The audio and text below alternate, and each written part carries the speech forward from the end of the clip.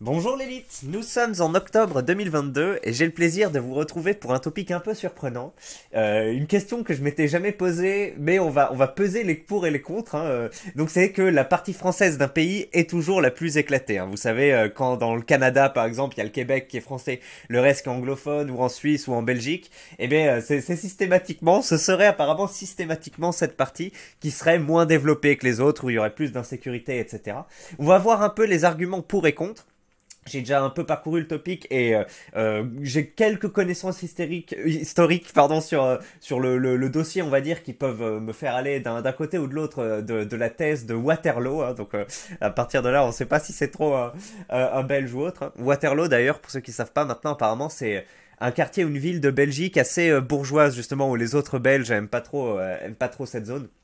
Bref, on va lire. N'hésitez pas à nous donner votre avis, hein, peut-être votre avis actuel et un peu historique, parce que parfois les situations peuvent s'inverser, hein, notamment dans le cas de la Wallonie, puisque ça c'est quelque chose que je sais. Et puis voilà, écoutez, espérons faire avancer globalement notre connaissance. Allez, c'est parti, je vous envoie pas de générique, mais on va lire ce que nous dit Waterloo. Systématiquement, la partie française d'un pays est toujours la plus éclatée. La France, c'est le shithole de l'Europe occidentale. La Wallonie, c'est le shithole de la Belgique. La Suisse romande, pareil, c'est la pire partie de la Suisse. Le Québec, la pire partie du Canada.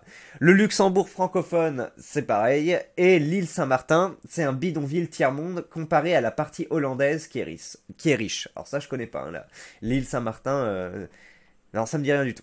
Les partis francophones ont systématiquement un plus haut taux de chômage, elles sont systématiquement plus gauchistes, elles sont globalement plus pauvres, il y a un plus haut taux de créolisation, elles sont plus taxées, il y a un système d'éducation merdique, plus haut taux de criminalité et elles sont plus sales.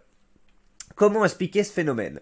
Je vois déjà venir les golems. Mieux, c'est pas vrai pour la Suisse et le Québec. Et là, il nous montre, par exemple, le Canada, un indice de... Donc sur Wikipédia, l'indice... attendez, je vais me réduire un peu pour que vous voyez la carte. Un indice de développement par région.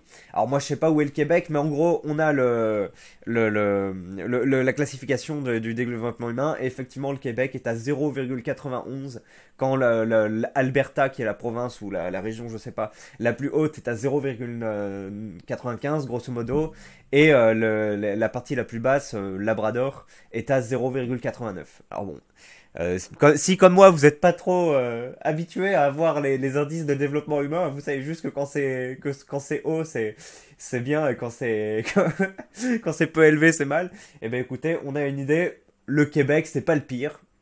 Il est globalement à équidistance entre la pire région et la meilleure. Mais c'est vrai que peut-être eh ben, il n'est pas dans le peloton de tête, quoi. 9 sur 13. Bon, voilà. Merci Waterloo de nous apprendre ça, hein. Moi, franchement, je m'étais jamais posé la question, mais je partais du principe que le Québec, Montréal, est-ce que Montréal au Québec, oui, hein, comme je vous dis, je connais pas trop le Canada, mais je partais du principe que ça vivait bien, quoi. Je savais pas que le pays était particulièrement difforme, enfin, soit c'est uniforme, soit c'est hétéroclite, quoi. Mais c'est vrai que c'est super grand, qu'il y a plein d'espaces inhabités, donc je me projette pas du tout au Canada. Je sais pas s'il y a énormément de différences d'infrastructures ou autres d'un État à un autre, comme ça peut être le cas aux États-Unis. Je rappelle d'ailleurs qu'aux États-Unis, la plupart, ça j'ai appris ça récemment dans une émission de Je suis pas content avec Kuzmanovic ou Rougeron, je sais plus, mais un des deux a dit que la plupart des installations en gros de tuyaux d'eau qui ramènent de l'eau chez les particuliers ou dans les grands bâtiments datent de la guerre de sécession, je crois.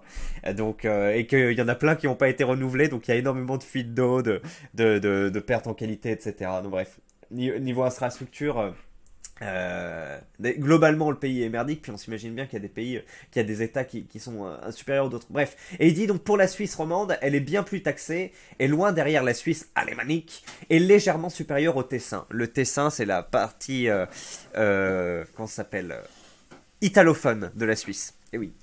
Donc apparemment la Suisse romande, qui est la Suisse française, est légèrement supérieure à la Suisse italophone, et loin derrière la Suisse alémanique. Alors si vous vous intéressez un peu à ce sujet, mais vraiment un petit peu, hein, il y a le mec là qui fait des vidéos sympas en quelques minutes.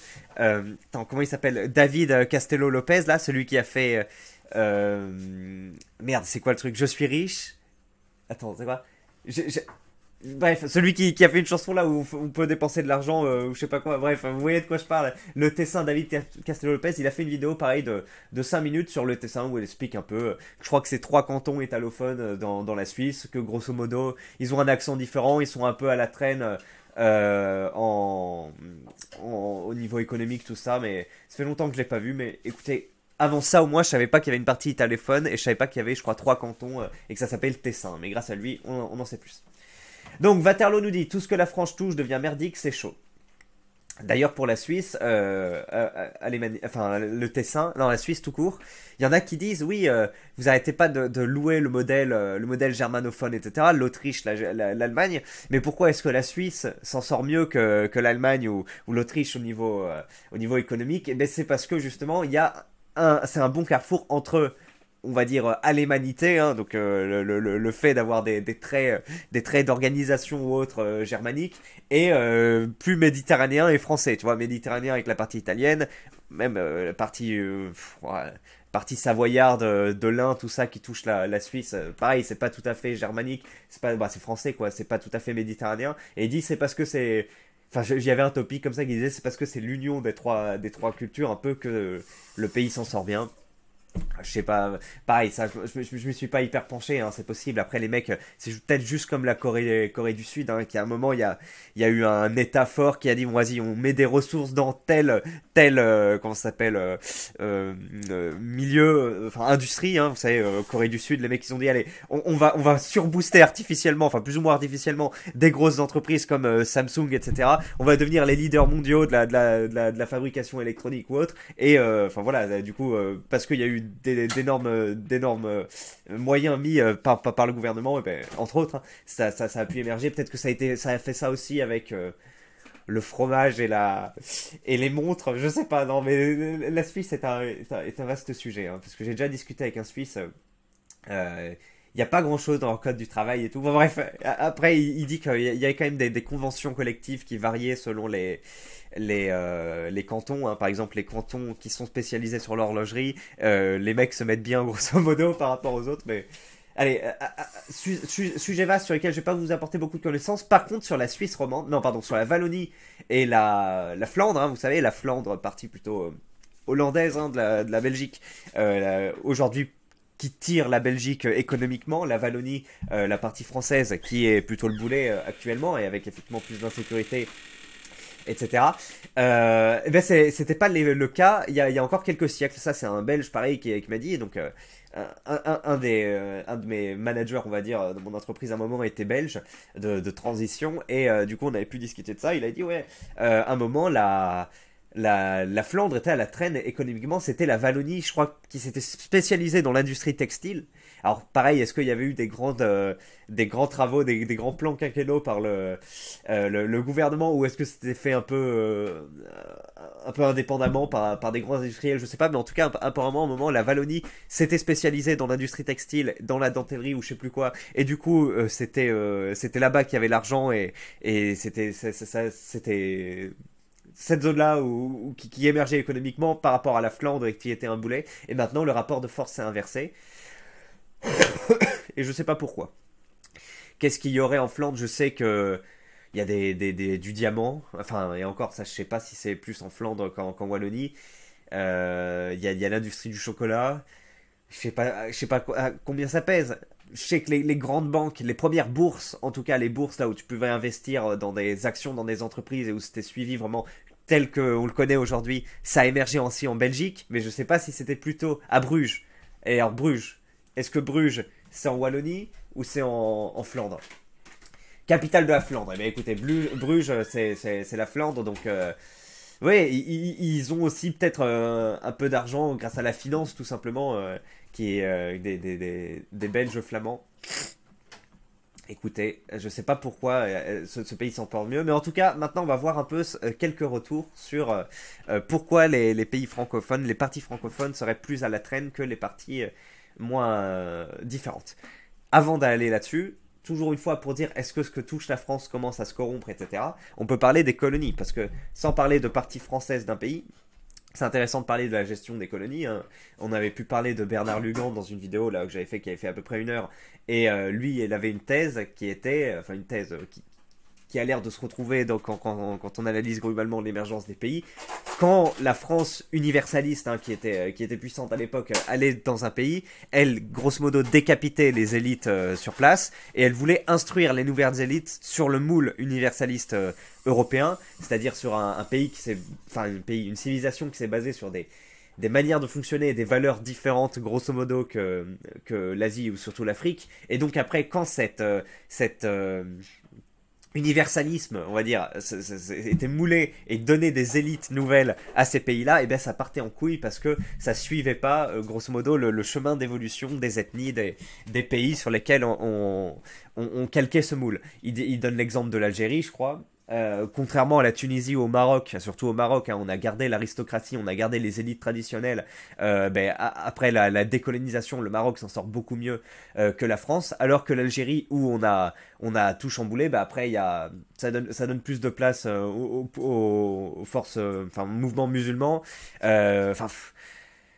En tout cas, je sais pas, c'est comme, oui, la métaphore où t'as un lion qui règne sur le pays comme la Libye, puis si tu décapites le lion et que t'essaies de le remplacer par des loups, et ben après, voilà, ça fait des chefs de guerre un peu partout et c'est le bordel. Bon, c'est pas vraiment comme ça pour l'Algérie, mais en tout cas, il citait cet exemple entre donc d'un côté l'Algérie, de l'autre la Tunisie et le Maroc, et puis les pays plutôt d'Afrique subsaharienne, francophones, où pareil, on avait enlevé les élites, là où les Anglais avaient eux, grosso modo, laissé les chefs de guerre, les chefs de clan habituels, et apparemment ça se passait mieux au niveau au niveau économique, au niveau insécurité, tout ça, dans ces pays anglophones que dans ces pays francophones. Donc il y a peut-être quelque chose de ce niveau-là, en mode, tiens, on va essayer de mettre, nous on a les Lumières, les Français, on va les mettre dans les parties qu'on conquiert, donc dans les parties qu'on colonise, dans les parties où il y a des francophones dans un pays, et après, c'est pas forcément adapté. Déjà c'est pas forcément adapté à la France, hein, d'où c'est émergent, hein, puisque après t'as des populations endogènes qui arrivent et qui disent, ah oui, d'accord, droit de l'homme, très bien, je peux faire la manche, ou je peux aller voler des trucs dans le métro 6 fois par jour, tant que j'ai moins de 16 ans, tranquille, les flics vont même pas m'arrêter parce que, vas-y, droit de l'homme, ils peuvent rien faire ou autre. Donc déjà il y a des petits sujets, puis oui, vous voyez ce que je veux dire, quoi. C'est pas forcément ce qui est le plus adapté à toutes les populations, ces trucs-là. On va voir s'il y a des thèses plus sérieuses. Le Québec, non, nous dit-on. Oui, le Québec, c'est à peu près au milieu, quoi. Je suis Vallon et je confirme, je me suis souvent posé la question, mentalité gauchiste communiste, nous dit-on. Ouais, il y a un truc que les droitards aiment bien dire. Ouais, il y a qu'en France, on va taper sur les mecs qui réussissent, etc. Je sais pas, moi c'est un truc que j'aime bien aussi dans la pudeur, on va dire, française. Bon, après, c'est plutôt un réflexe bourgeois de pas vouloir trop montrer pour pas aguicher la haine des pauvres, grosso modo, ou l'attention du fisc. Mais c'est que oui, moi je viens d'une famille relativement riche, et même l'un de mes arrière-grands-pères là qui était grosso modo l'aristocrate de son village ou de sa communauté de communes, même s'il gagnait plein de thunes, lui il avait la voiture fonctionnelle, tu vois, et il allait pas faire étalage à acheter des vêtements de marque ou autre. Enfin, il y a toute une tradition de l'aristocratie et de la bourgeoisie française qui est, on va pas faire trop preuve de démonstration de on est riche, etc. Contrairement à d'autres pays comme la Chine, la Russie ou même les États-Unis, où les mecs vont être dans l'exubérance, et puis il y a particulièrement le phénomène des nouveaux riches. Où justement les mecs, comme ils arrivent à transcender leur classe sociale, ils pètent des câbles. On a aussi ça en France, hein, où voilà, c'est particulièrement marquant dans les pays d'Asie et en Russie, où les mecs ils vont accrocher leur clé de voiture, tu sais, c'est genre s'ils ont une Mercedes ou je sais pas, un truc comme ça, ils vont l'accrocher à la ceinture pour montrer, voilà, vas-y, j'ai une Mercedes ou autre, même quand du coup tu bénéficies de l'aura de ta voiture, même en dehors. Donc il y a ce truc là. Donc oui, donc ça, il y a la position française du on montre pas trop qu'on a de la thune, et je pense à partir de là où, en tout cas, il y a une pensée commune avec ça, c'est oui, on va critiquer les gens, grosso modo, qui font étalage de leur richesse ou autre. Moi, je suis tout à fait d'accord avec ce positionnement. Même quand des mecs qui disent, ouais, il y a qu'en France qu'on fait comme ça et tout, moi je dis, bah, c'est bien, c'est une spécificité française. Continuons. Alors après, il y a faire étalage de sa richesse et il y a, comment ça s'appelle, réussir tout simplement. Soi-disant qu'en France, on n'aimerait pas les mecs qui réussissent ou autre. On essaye de chercher des poux autres. Alors, faudrait que je fasse une vidéo, faudrait que je dissèque la chose une fois. En général, les mecs qui utilisent cette terminologie l'utilisent mal. Déjà, il n'y a pas qu'en France qu'on fait ça. Il y a partout où on va essayer de mettre en lumière certaines zones d'ombre, hein, parce que voilà, c'est comme ça. Et tout le monde a du Schadenfreude, mais là c'est même pas du Schadenfreude, je pense. Donc Schadenfreude, c'est cette volonté un peu de rabaisser et d'humilier les autres. Là c'est juste qu'on a, on dit, il y a peut-être Anguille sous roche, faut voir. Peut-être qu'il y a des mecs qui ont des cancers quelque part qui sont payés 30 € par jour. Tu sais, bah, voilà, tu essayes de lever les lièvres, là. Comment elle s'appelle Beyoncé ou autre, elle dit, ouais, empowerment pour les femmes, etc. Tu sais, who run the world, girls, etc. Enfin, elle a des discours un peu féministes, néo-féministes, je sais pas comment qualifier ça. Puis à côté, tu vois que elle a des ouvrières en Thaïlande ou je sais pas quoi. En tout cas, elle sous-traite la fabrication de certains trucs à des personnes, des femmes clairement en situation de misère, clairement, qui sont clairement pas dans l'émancipation, dans Who Run the World, Who Run the World. Non, non, c'est pas elle, tu vois, c'est pas l'ouvrière en Thaïlande ou je sais pas où qui est payée 5 € par jour.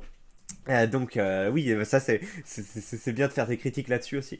Donc voilà, il y a plein de critiques qui sont attribuées aux gens qui réussissent et il y a des personnes qui vont essayer de faire genre oui, c'est parce qu'ils réussissent que vous critiquez. Non, il y a d'autres sujets. Enfin bref. Ah, excusez-moi, j'ai quitté la chose. Donc apparemment, ce serait une mentalité française qui fait que bah, peut-être, voilà, vu qu'on méprise un peu plus le succès que les autres, ça donne moins de place au succès. Alors moi, je sais pas trop, hein, je sais que il y a un sujet avec les milliardaires qui avant possédaient grosso modo 10% du PIB, maintenant ils en sont à 50%. Enfin, oui, et du coup peut-être qu'on tape pas assez les milliardaires et peut-être qu'il y a plus un mépris, enfin une espèce de jalousie, d'aigreur, je sais pas, vis-à-vis de la classe moyenne supérieure ou de la classe bourgeoise tout simplement, mais celle qui est pas milliardaire, qui serait moins susceptible à faire de l'évasion fiscale, etc. Et du coup que ça se répercute en moins de recettes fiscales, en plus de disparités, etc. C'est possible qu'il y ait ça. En tout cas, on a hâte de voir une thèse. Pourtant, la partie française de la France est beaucoup moins un trou à merde que l'autre partie. Comment expliques-tu cela? Bon, ça c'est pas mal. Effectivement. Non, non. En fait, je pense qu'il fait une classification entre partie française de la France, d'un pays, et la partie grosso modo protestante, ou la partie... Oui, bah c'est ça, grosso modo. Il fait une distinction entre la partie française et la partie protestante. Alors, protestante, c'est peut-être le gros trait, mais c'est voilà. Il n'a pas parlé des États-Unis d'ailleurs. Comment s'en sort la Louisiane? Et encore, hein, on l'a rétrocédé il y a je sais pas combien de temps. Enfin, je sais pas si c'est le terme d'ailleurs, rétrocédé, cédé tout court. Il y a je sais pas combien de temps. Donc, est-ce qu'il y a vraiment une influence plus française, plus marquée Il y a encore des tribus, enfin, pas des tribus, mais un peuple qui s'appelle les Cajuns, je crois, ou Cajun, en Louisiane et dans quelques autres États des États-Unis, qui seraient des Français, pareil, un peu, enfin, c'est un peuple américain qui descend un peu des Français. Est-ce qu'ils s'en sortent globalement mieux que certains autres peuples américains? Mais on sait que, grosso modo, dans la plupart des pays, l'élite, ça va être les Juifs. Après, dans les pays asiatiques, ça va être différent, ça va être les Chinois. Hein. Et puis après, il y a différents Chinois de différentes communautés ou provinces de départ. Mais bref, dans les pays, on va dire, occidentaux, l'élite, ça va être les Juifs, les WASP, hein, White Anglo... attends, c'est quoi? White Anglo Saxo Protestant, voilà, donc les populations... donc ça c'est spécifiquement aux États-Unis, hein, mais grosso modo dans les pays occidentaux, je pense qu'on retrouve ce schéma-là aussi. Les occidentaux blancs, protestants et anglo-saxons. Voilà, cette partie-là s'en sort, on va dire, mieux économiquement que les autres. Et puis derrière, tu vas avoir les catholiques, hein, avec, encore une fois, j'imagine une distinction entre les Français, puis si ça vient du Nord, hein, les Français d'une part, l'Italie du Nord d'une part, et si ça vient du Sud, ça va être plutôt méditerranéen. Donc typiquement l'Italie du Sud, l'Espagne. Portugal aussi, j'imagine, même si je sais qu'il y a une distinction aussi entre Portugal du Nord et Portugal du Sud. Voilà. Et donc dans cette France-là, après où t'as effectivement peut-être une élite juive, une élite plutôt protestante, après une élite française, puis après il y a les élites communautaires aussi, hein. Bah, pareil, tu vas avoir une élite chinoise, même si elle n'est pas forcément aussi visible. Tu vas avoir les Libanais aussi, hein. Les Libanais et les Arméniens, hein. Comme j'ai appris récemment dans une interview de Greg Tavivian, où apparemment il y a un dicton en Arménie qui dit pour baiser un Arménien il faut deux Juifs, tu vois. Et en gros, l'Arménie il dit à Jérusalem il y avait trois grosso modo gros quartiers ou quatre je crois, le quartier donc de la chrétienté, le quartier des musulmans, le quartier des juifs et le quartier des arméniens, parce que les arméniens c'était encore un truc à part. Ils étaient méditerranéens ou arabes dans leur culture grosso modo, hein, vu que voilà, près de la Turquie tout ça. Ils étaient par contre chrétiens, hein, c'est le premier pays qui a été chrétien, hein, voilà. Et ils avaient un peu un sens des affaires, une vision, voilà, de l'enrichissement, tout ça, un peu similaire aux Juifs. Et donc, ça faisait un peu une synthèse comme ça avec les Arméniens qui avaient leur quartier à Jérusalem. Et c'est vrai que, grosso modo, ils arrivent, quand ils arrivent dans un pays à bien s'organiser, à bien émerger économiquement, à avoir une vision de moyen ou de long terme. Assez remarquable. Et les Libanais c'est comme ça, hein. Il y a beaucoup d'élites africaines dans des pays africaines ou même aussi dans des pays d'Amérique du Sud et en France aussi. Voilà, des élites libanaises. Apparemment plutôt chrétiennes en général, de ce que j'ai pu lire, mais j'imagine qu'il y en a aussi des autres religions. Et je crois que c'est le bordel d'ailleurs des religions, des clans au Liban, mais bon, ça c'est encore un sujet, un hors-sujet que j'ouvre à partir de cette vision-là. Donc bref, oui, dans la hiérarchie sociale de la France, donc t'as ces groupes-là, et après effectivement tu vas avoir à la traîne le Maghreb et l'Afrique subsaharienne, grosso modo, qui se développent moins et qui fait émerger beaucoup plus d'insécurité ou autre que les autres communautés. À proportion égale, mais sauf que les proportions sont pas égales. Voilà. Après, ils gagnent la bataille de la reproduction. On a encore eu une femme sur Twitter là qui disait, ouais, nous on est là, on est en train de mettre le voile, on va avoir quatre enfants, etc. Donc ils en ont conscience, hein, que faut jouer avec leurs armes, quoi. Le développement économique est pas forcément leur première qualité, mais le développement démographique, ils peuvent jouer là-dessus. Voilà. À l'inverse d'autres peuples. Allez, c'est dingue quand même parce que la Wallonie était le cœur industriel de la Belgique fut un temps et qu'avec les délocalisations et la tertiarisation, c'est devenu un shithole. Voilà, merci. Il y a eu un truc effectivement, donc je parlais de l'industrie textile, mais il y avait aussi sans doute d'autres industries qui se développaient. C'était le cœur industriel de la Belgique, merci de confirmer ça, mais voilà, double peiné, hein. D'un côté les investisseurs qui veulent gagner plus et donc délocalisent, de l'autre les biens et services qui évoluent et ouais, du coup je sais pas, mais la Flandre peut tirer sa paille là-dessus. Et, euh, et voilà. Et le rapport de force s'est inversé. Je vous avais dit, hein, que la Wallonie c'était comme ça. Sans parler de l'Afrique francophone, Congo, Cameroun, Burkina Faso, qui est la ramasse par rapport aux anglophones et lusitanophone. Alors je crois que ça se dit pas lusitanophone, hein, ça se dit ludophone tout simplement. Ah si, lusitano, je crois que ça se dit aussi. Bon bref, ludophone, donc ceux qui parlent portugais, hein, l'Angola et peut-être un autre pays, qui sont censés être plus développés que les pays anglophones. Enfin, il y a encore ça. Faut voir, hein, indice de développement, PIB par habitant, salaire moyen, salaire médian. Faut vraiment voir si c'est vrai ou pas. Mais on a cette image, en effet, où ce serait moins développé. Sacré gauchisme. Alors que les autres pays ont pourtant légalisé la weed, c'est bien le chaufisme qui détruit la francophonie.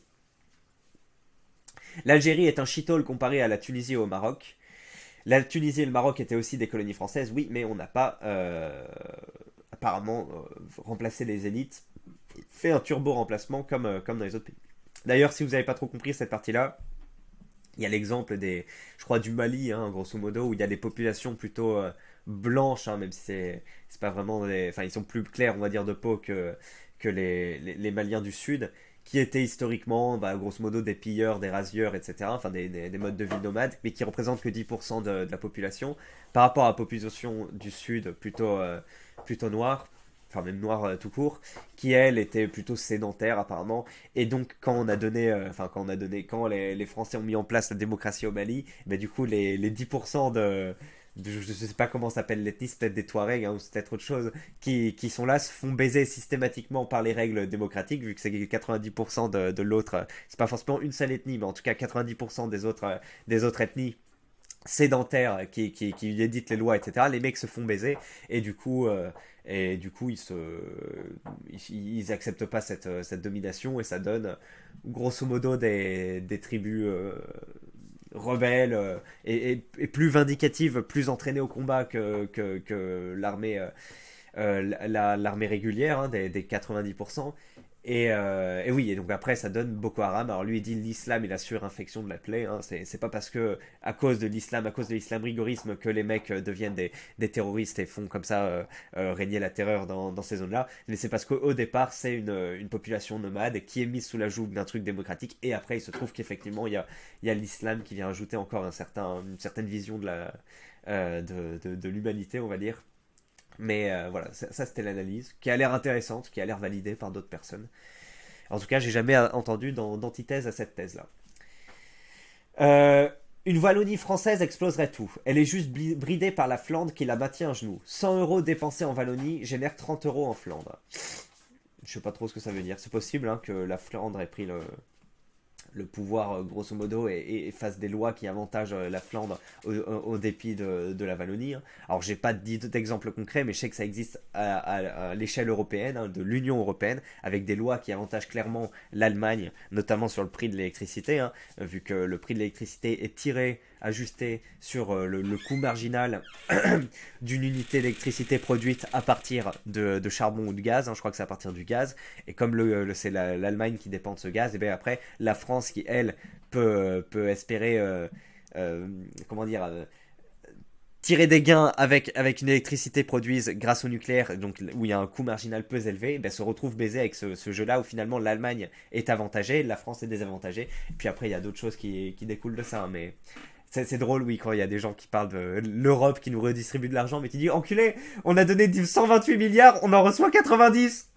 Alors oui, l'Europe redistribue, mais déjà il y a toute une bureaucratie qui se sert au passage, niquez vos races, et en plus il y a 38 milliards qui disparaissent, on sait pas où. Donc et c'est à peu près cet ordre de grandeur. Hein. Donc merci l'Europe de redistribuer comme ça, et c'est peut-être la même chose finalement en Belgique. Tu sais, t'as des trucs qui sont envoyés au gouvernement confédéré ou je sais pas comment ça s'appelle, et puis après finalement ils s'en reprennent moins, et puis de fil en aiguille le pays devient un trou à merde. Le pays, pardon, la zone là.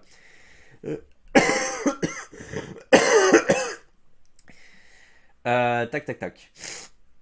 Vous expliquez ça comment? En fait, c'est parce que la France est un pays, une culture de caste qui ne vit que presque de par ses élites. Ça, c'est la théorie un peu de Lavier. Hein. Donc, quand leurs intérêts aux alentours de 1789 ont changé et que le peuple et le bien-être du pays n'étaient plus utiles, elles ont montré leur vrai visage et vivent uniquement pour leurs intérêts au détriment du peuple et du bien collectif. Cependant, la France reste le meilleur potentiel de victoire. Oui, bah après il y a il y a toute une question de qui sont les élites en France. Hein. Il y a une émission encore de Greg Taimian là-dessus. Parce qu'avant il y avait l'aristocratie, après voilà, on sait, remplacement par la bourgeoisie qui a sa révolution en 1789 et qui peut après piloter tout ça. Hein. Faut écouter un peu Bégodeau sur comment. Enfin, moi j'ai pas lu ses livres, mais j'imagine que je comprendrai encore mieux la chose. Mais déjà, il en parle un peu en interview ou en débat. C'est intéressant, oui, comment après elle règne sur tout ça et comment elle n'a pas le même intérêt que grosso modo la classe moyenne et les classes populaires et que donc oui, celle-ci peut bien vivre, notamment via une immigration hein, qui lui permet de produire à bas coût dans son propre pays ou de sous-traiter beaucoup de ses tâches. Hein. Voilà, le taxi, la livraison de bouffe, le ménage, bah, grâce à l'immigration, il y a une pression sur les classes populaires pour soit accepter des salaires bas pour ces trucs-là qui sous-traitent, soit tout simplement bah, ils vont directement embaucher au noir ou autre. C'est vrai que ça, enfin nous, ça nous concerne pas. Hein. Casse moyenne ou autre. Quand est-ce que c'est la fois où vous prenez un taxi, peut-être dans vos jeunes années, si vous rentrez à 4 heures du mat, que vous avez la flemme, vous allez le faire une ou deux fois, mais c'est très rare. Quand est-ce que vous avez des gens qui viennent laver chez vous? Bah, ça peut-être une fois que vous êtes les deux à travailler et que vous devez un peu sous-traiter ça, mais c'est pas non plus. Enfin, moi, je pense pas que je le ferai jamais dans ma vie. Et quand est-ce que vous avez besoin de vous livrer de la bouffe? Enfin, moi, jamais, hein, clairement.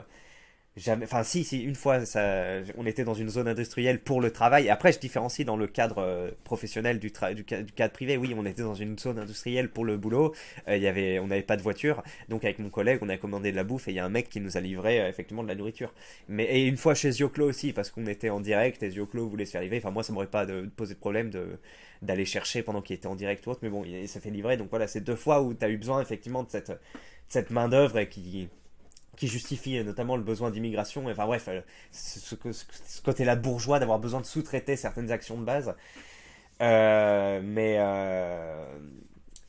euh, oui, oui, donc c'est vrai qu'en France, on a une bourgeoisie qui est plus avantagée que dans d'autres pays. Je sais pas. Après Delavier, quand il en parle, il a quand même plusieurs éléments pour appuyer sa thèse, notamment du cinéma. Enfin, lui, après, on sait jamais si c'est des éléments qui viennent confirmer une théorie ou une théorie et il essaye de raccrocher un maximum de trucs à cette théorie après.